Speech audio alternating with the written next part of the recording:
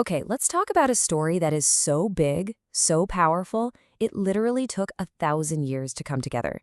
We're talking about a tale that's part history, part propaganda, and just pure epic drama. That's Romance of the Three Kingdoms. And today we're going to break it down. We're going to look at the anatomy of this absolute literary giant. So to really get what makes this novel tick, you kind of have to see where it fits in the grand scheme of things. It's one of what are called the four great classical novels of Chinese literature. But, while the others might dive into fantasy or social commentary, Three Kingdoms stands apart. It's this incredible deep dive into statecraft, into power, and really into the question of who deserves to rule. And it all hinges on one massive idea: loyalty. All right, so here's our game plan for today. We're going to start with the sheer scale of this thing. It's a true literary monument. Then we'll get into its secret sauce, that fact-fiction blueprint. After that, we'll check out its moral compass, meet the unforgettable characters, and wrap up with how it became this lasting cultural epic. Okay, first up, a literary monument. Let's dive right in. You gotta ask, how does an epic this massive even get made? Well, the answer really lies in its roots, in this incredibly chaotic and pivotal moment in history. Now, look at this timeline. The thing that should just jump out at you is that huge gap. The actual historical period is from 184 to 280. The novel? It wasn't compiled until more than 1,000 years later. So this wasn't just some author making up a story. It was more like gathering centuries of history, oral stories, and legends, and finally weaving them all together into one massive, cohesive epic. All right, section 2. This is where we get to the real genius of the novel, its architecture. It's built on this incredible blueprint, a perfect mix of real, verifiable history and some very, very deliberate fiction. The genre it belongs to is what we call a historical romance, and honestly, this is the key to understanding the whole book. Think of it like this. The real history is the skeleton, but the author adds the muscle, the skin, all the fictional events and dialogue that bring it to life. And, crucially, it's all done to drive home a very specific moral point. So people often talk about the novel's formula, and it goes something like this. About 70% of it is fact. I mean, this is a huge historical foundation, pulled from actual official records. And that's what gives the whole story this incredible sense of weight and authority. But, and this is the important part, the real magic, the engine that makes the whole thing run, is in the other 30%.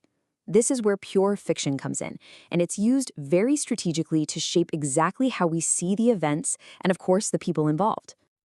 Right. So let's be absolutely clear about this. This fictional part isn't just there to make things more exciting. Nope. It is a calculated strategy. Every single invented scene is a tool, and its job is to drive home a very specific moral and political message. Want a perfect example? Let's talk about the Peach Garden Oath. It's probably the most famous scene of brotherhood in the entire book, and it's completely made up. It never happened. So why is it in there? Because it's absolutely essential to the story. It immediately tells you that the hero, Liu Bei, is the embodiment of loyalty.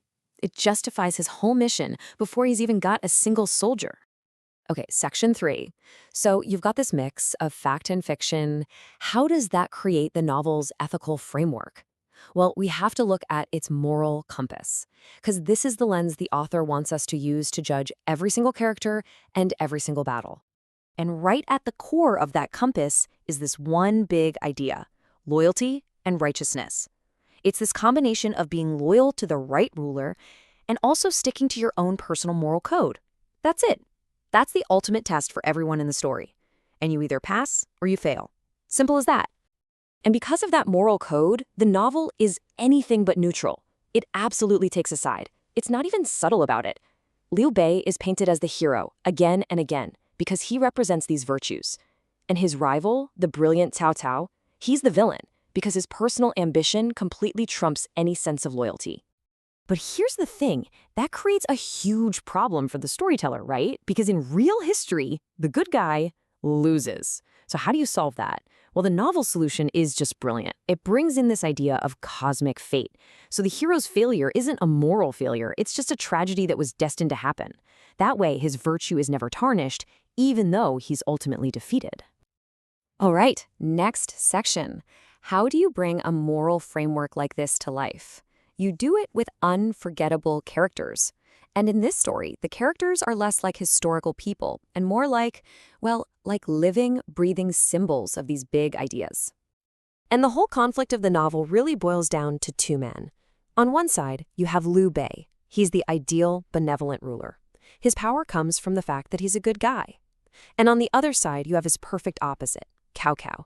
He's brilliant, he's effective, but he's also completely ruthless.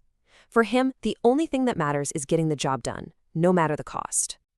If you look at the main cast, it's like they form this perfect team where everyone has a specific role to play morally and strategically. Liu Bei is the heart, pure benevolence. Cao Cao is ambition gone wild.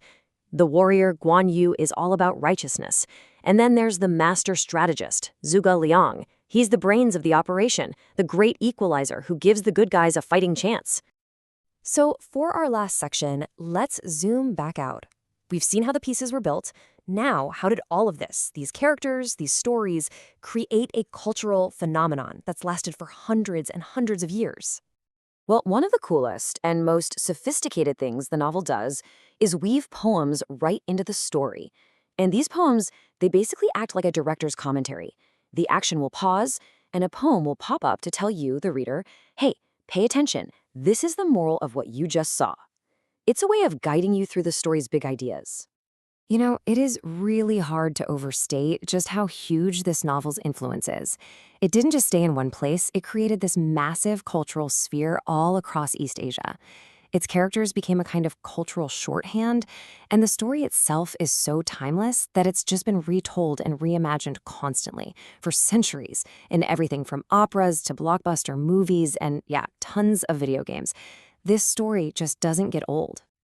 And really, that's the bottom line here. By mixing fact and fiction so masterfully, the novel did something much bigger than just telling a story. It actually created these powerful, unforgettable archetypes. You've got the good-hearted ruler, the loyal-to-the-end warrior, the ruthless genius. These aren't just characters anymore. They've become enduring cultural touchstones. And that is what makes this one of the most significant and powerful epics in the entire world.